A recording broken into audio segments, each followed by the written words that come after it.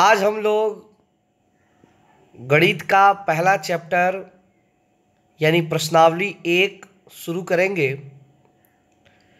जैसा कि हमने प्रश्नावली 8 और 9 कंप्लीट कर लिया है और ये चैप्टर ख़त्म होने के बाद मतलब कि चैप्टर 1 में जितने भी प्रश्नावली हैं उनको ख़त्म करने के बाद हम फिर से एक बार 8 पाठ और 9 पाठ का रिवीजन करेंगे, क्योंकि इस चैप्टर को पढ़ते पढ़ते बहुत सारी बातें हैं, बहुत सारे सवाल हैं जो आपके दिमाग से त्रिकोणमिति के निकल जाएंगे।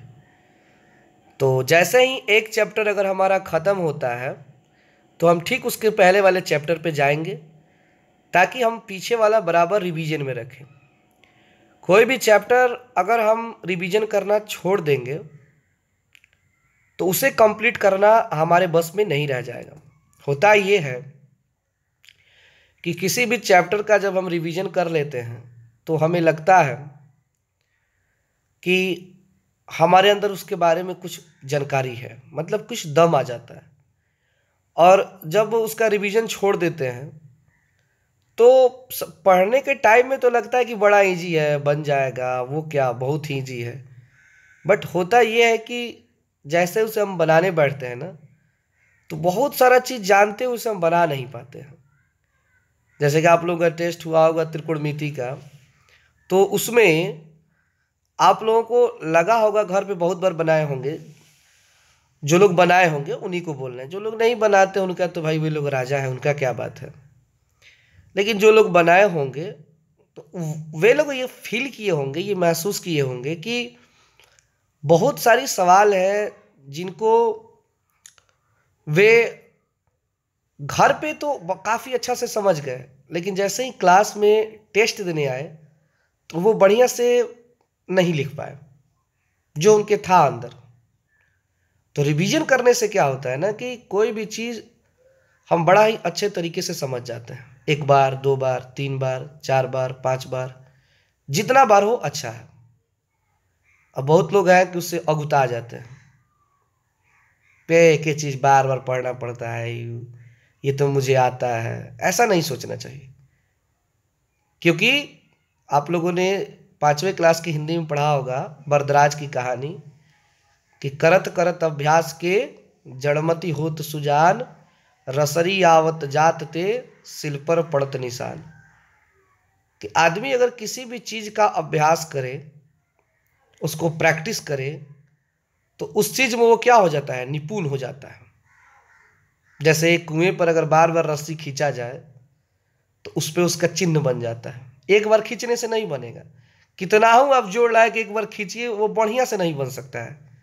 ज़बरदस्ती बात कीजिएगा सर बन नहीं जाएगा, तो वो अलग चीज़ है। एक होता है ना कि बार बार धीरे धीरे ही कीजिए, लेकिन बार बार बार बार बार बार से आप उसे काफ़ी अच्छा बना सकते हो। तो मतलब इतना बात मेरा कहने का सेंस यही है कि पीछे जितना भी चैप्टर है हम उसको बार बार रिवीजन करते रहेंगे, ठीक है। तो चलिए आज के क्लास में हम लोग शुरू करते हैं चैप्टर 1। कोचिंग का नाम याद रखेंगे, TNS coaching centre, Jadupur Gopalganj. आज हम लोग क्लास 10th में हैं और सब्जेक्ट मैथमेटिक्स। इस नए साल में एक नए जोश के साथ चलिए शुरू करते हैं चैप्टर 1। चैप्टर का अर्थ होता है प्रश्नावली, ठीक है ना। तो चैप्टर 1, इस चैप्टर में आपको 4 चैप्टर है, मतलब कि 1.1, 1.2, 1.3 एंड 1.4, ये 4 चैप्टर पढ़ने हैं। और आज हम लोग शुरू करेंगे 1.1, ठीक है। तो चलिए आगे देखते हैं।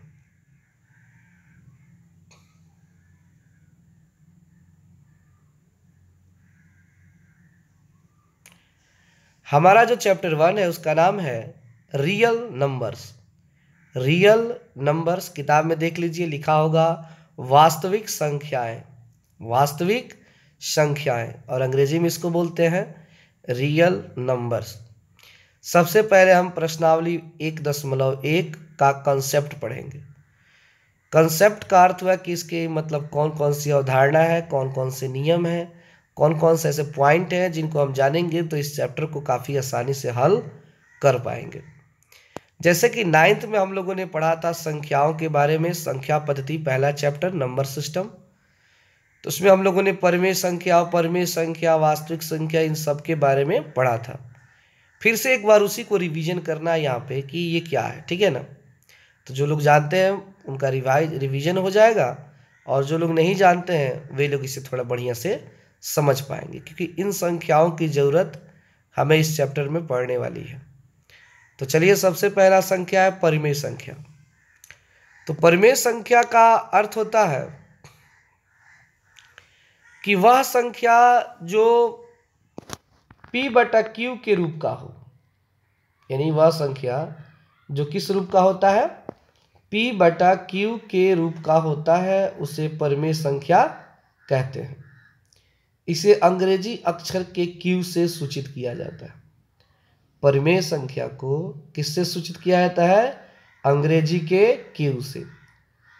तो यहाँ पे परिमेय संख्या का अर्थ है कि p/q। p/q का अर्थ मतलब कोई भी अंक बटा में हो, जैसे कि 1/2, 5/7, 3/4 आदि। मतलब आप यहाँ पे देखिए ये बटा में है, तो इसको हम क्या कहेंगे, परिमेय संख्या। क्या कहेंगे, परिमेय संख्या, ठीक है। तो चलिए इसको उतार लीजिए।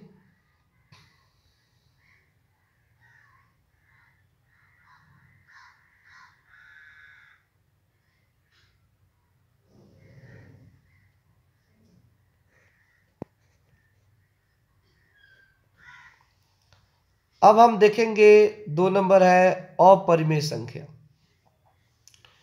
अपरिमेय संख्या का अर्थ हुआ कि वह संख्या जो रूट के रूप में रहता है। रूट मतलब वही वर्गमूल। किसी भी संख्या में अगर रूट लगा दिया जाए तो वह परिमेय से अपरिमेय बन जाता है। जैसे कि √2, √3, √5, ये सभी क्या है, अपरिमेय संख्या है। अब यहाँ पर एक बात आती है कि सर आप लोग पूछोगे कि 4 में भी तो रूट लगा सकते हैं, तो फिर 4 को आपने क्यों नहीं लिखा। तो देखिए, याद रखेंगे कि जिस संख्या का वर्गमूल पूरा पूरा निकल जाएगा, जैसे 4 का वर्गमूल 2 होता है, 9 का वर्गमूल 3 होता है, 16 का वर्गमूल 4 होता है, 25 का वर्गमूल 5 होता है, 36 का वर्गमूल 6 होता है। इसी तरह 49, 64, 81, 100 बहुत सारे अंक हैं जिनका वर्गमूल पूरा पूरा निकल जाता है। तो वैसे संख्याओं को आप अपरिमेय संख्या नहीं कहेंगे, ठीक है ना, रूट रहते हुए भी। उन्हीं संख्याओं को रूट रहते हुए अपरिमेय बोलते हैं जिनका पूर्ण वर्गमूल न निकले। तो इसे समझ गए होंगे। दूसरी बात कि इसे सूचित करने के लिए क्या बना है, तो इसको सूचित करने के लिए कुछ भी नहीं बना है, इसलिए यहाँ पे यह किससे सूचित किया जाता है यह नहीं लिखा गया। तो इसको उतार लेंगे।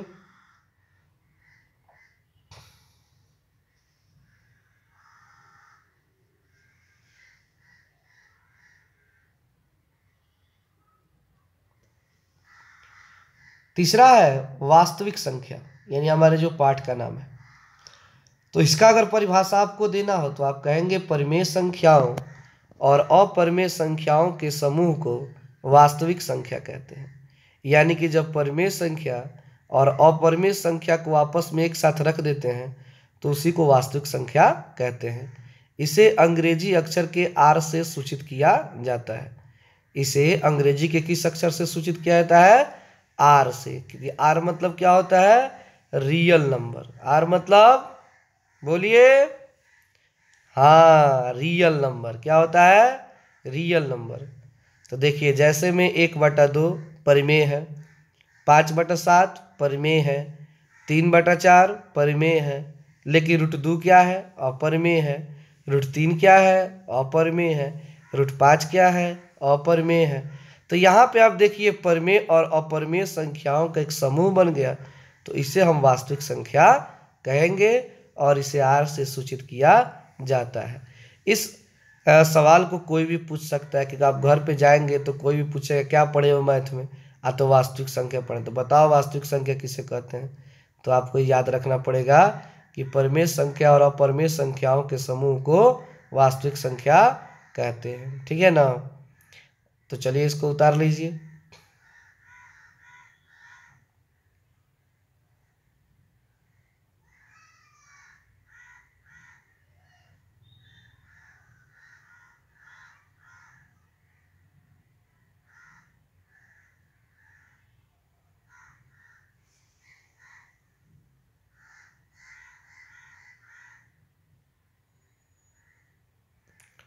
अब 4 नंबर है प्राकृत संख्या।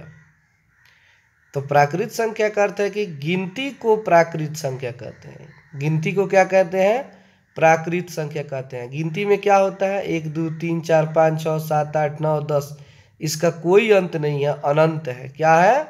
अनंत है। जिसका कोई अंत ना हो उसको क्या कहते हैं? अनंत। तो प्राकृत संख्या को एन से सूचित किया जाता है। अंग्रेजी के किस अक्षर से जी? एन से। और जैसे में आप लिख दोगे 1 2 3 4 5 6, तो इसे उतार लेंगे।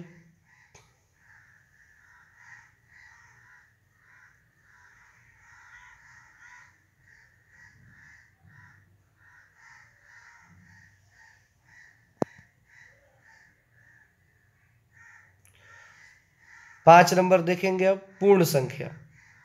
तो इसका परिभाषा देंगे, जब प्राकृत संख्याओं के समूह में शून्य शामिल कर दिया जाता है तो प्राप्त संख्याओं के समूह को पूर्ण संख्या कहते हैं।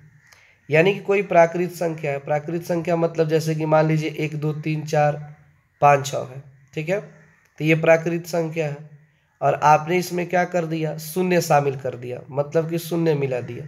देख लीजिए जैसे में नीचे जो ब्लू कलर से है, 1 2 3 4 5 6 में क्या मिला दिया गया है? 0 मिला दिया गया। तो जब जैसे ही 0 मिलाएंगे ना, तो वो प्राकृत संख्या से पूर्ण संख्या में बदल जाएगा।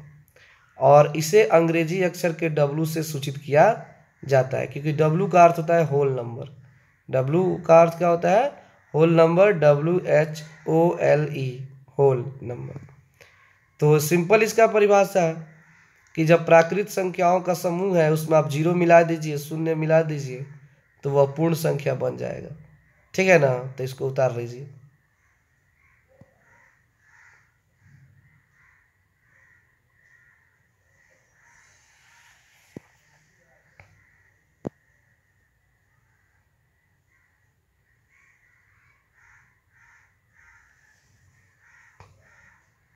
अब 6 नंबर देखेंगे पूर्णांक। इसको बोलते हैं इंटीजर नंबर। मतलब चलिए इसको समझते हैं। जब पूर्ण संख्याओं के समूह में ऋणात्मक अंकों को शामिल कर दिया जाता है, मतलब पूर्ण संख्या में क्या होता है? 0 होता है और धनात्मक अंक होते हैं। धनात्मक का अर्थ होता है जिसमें माइनस न लगा हो, अर्थात जो प्लस में हो। और ऋणात्मक का अर्थ होता है जिसमें माइनस लगा हो। तो जब पूर्ण संख्या में यानी कि 0 1 2 3 4 5 6 में हम माइनस वाले अंक मिला दे, जैसे कि -1 -2 -3 -4 -5 -6 अनंत तक, कहाँ तक? अनंत तक, तब वो क्या बन जाएगा? वो पूर्णांक बन जाएगा। पूर्ण नहीं कहलाएगा, वो पूर्णांक कहलाएगा। जैसे कि हमने शुरू में पढ़ा कि गिनती को प्राकृत संख्या कहते हैं, गिनती में जब 0 मिलाते हैं तो पूर्ण संख्या कहते हैं। अब इसमें माइनस वाला अंक मिला देंगे, बस वह पूर्णांक हो जाएगा। इसे अंग्रेजी अक्षर के Z से सूचित किया जाता है। किससे सूचित किया जाता है? Z से। और जैसे में क्या लिखा गया है देख लीजिए, -100 -5 -4 -3 -2 -1 0 1 2 3 4 5 6, कहाँ तक? अनंत तक। तो इसका कोई अंत नहीं है, ठीक है ना? तो ये पूर्णांक है, तो इसको उतार लेंगे।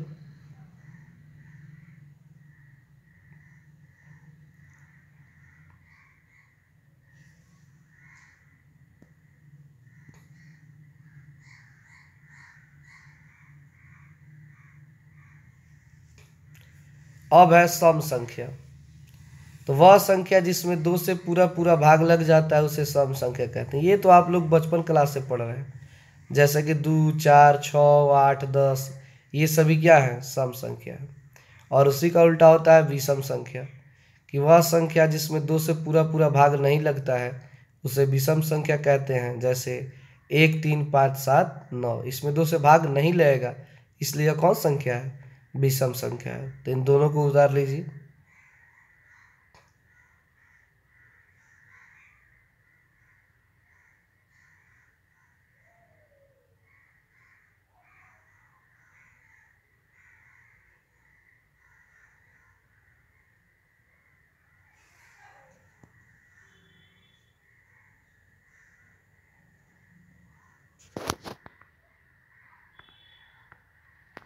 9 नंबर है वह संख्या जिसमें स्वयं तथा एक को छोड़कर किसी अन्य अंक से भाग न लगे उसे अभाज्य संख्या कहते हैं। मतलब कि दो संख्या होता है, एक अभाज्य होता है एक भाज्य होता है, दोनों एक दूसरे का उल्टा होता है। मतलब कि वह संख्या जिसमें एक से भाग लग जाए और उसी अंक से भाग लग जाए, यानी जिस अंक को हम लेके चल रहे हैं उसी अंक से लगना चाहिए और एक से लगना चाहिए, उसके सिवा किसी अन्य अंक से भाग नहीं लगना चाहिए, तब वह आपको कहलाएगा अभाज्य संख्या। जैसे कि 2 है, तो मान लीजिए कि 2 में 2 से भाग लग जाएगा, 2 एकम 2, और 2 में 1 से भाग लग जाएगा, 1 दूना 2। लेकिन आप बताइए इसके सिवा कोई अन्य अंक है जिससे 2 में भाग लगेगा, तो आपको कोई अंक नहीं मिलेगा। तो आप कहेंगे कि 2 सबसे छोटी अभाज्य संख्या। तो यहाँ पे एक नंबरिया सवाल बन गया कि सबसे छोटी अभाज्य संख्या क्या होगी, तो आप कहेंगे 2।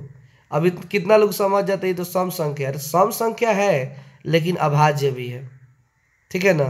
कभी कभी सवाल ऐसा पूछता है कि वह कौन ऐसी संख्या है जो सम और अभाज्य दोनों है, तो आप कहेंगे 2, वो सम संख्या भी है और अभाज्य भी है।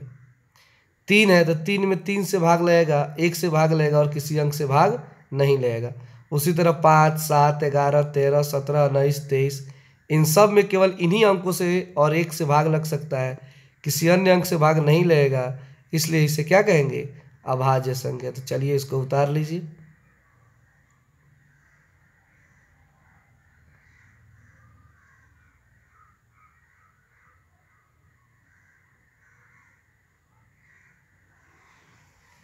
और अंतिम संख्या हमारा है भाज्य संख्या, इसका उल्टा, कि वह संख्या जिसमें स्वयं तथा एक के साथ साथ किसी अन्य अंक से भी भाग लग जाए उसे भाज्य संख्या कहते हैं। मतलब कि एक से ही भाग लगे, उसी अंक से ही भाग लगे और किसी अन्य अंक से भी भाग लगे, तब उसे हम क्या कहेंगे, भाज्य कहेंगे। जैसे कि 4 है तो 4 में 4 से लग जाएगा भाग, 4 एकम 4, 4 में 1 से भाग लग जाएगा और उसके साथ साथ 4 में 2 से भी भाग लग जाएगा, क्योंकि 2 दूना 4। तो 4, 6, 8, 9, 10, 12, 14, 15, 16, 18, 20, 21, ये सभी क्या है, भाज्य संख्या है। आपसे ये सवाल किया जा सकता है कि सबसे छोटी भाज्य संख्या क्या है, तो आप कहेंगे 4। कौन है, 4 है। तो इसको उतार लीजिए। इस प्रकार हमारे 10 संख्या कंप्लीट हुए।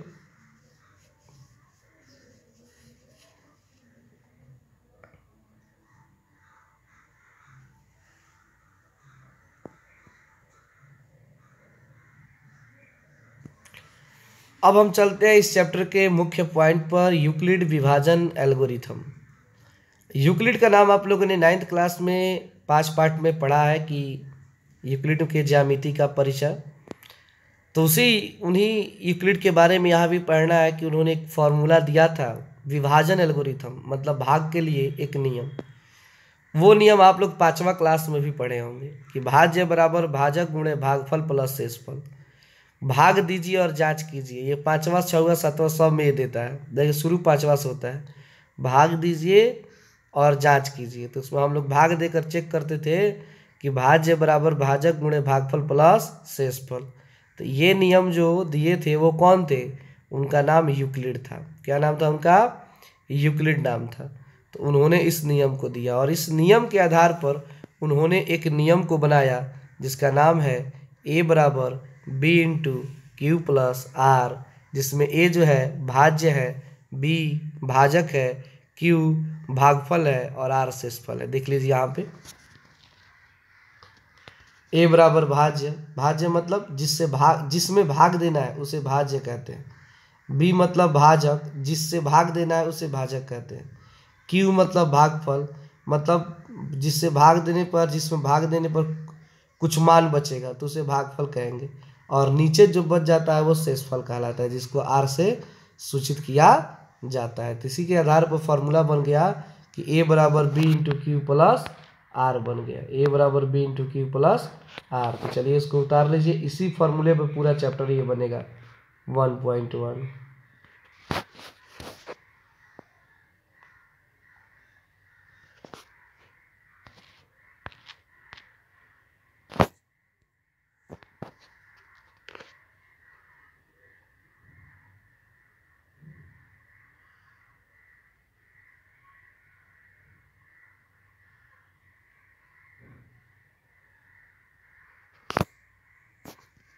तो आज के लिए इतना ही। अगले क्लास में कल हम प्रश्नावली 1.1 के सवालों को पढ़ेंगे और उसी के आधार पर आपको घर से होमवर्क भी दिया जाएगा। जो भी सवाल पढ़ाया जाएगा उस पर आपको प्रतिदिन उसके आधार पर आपको होमवर्क दिया जाएगा। ठीक है, तो आज के लिए इतना ही।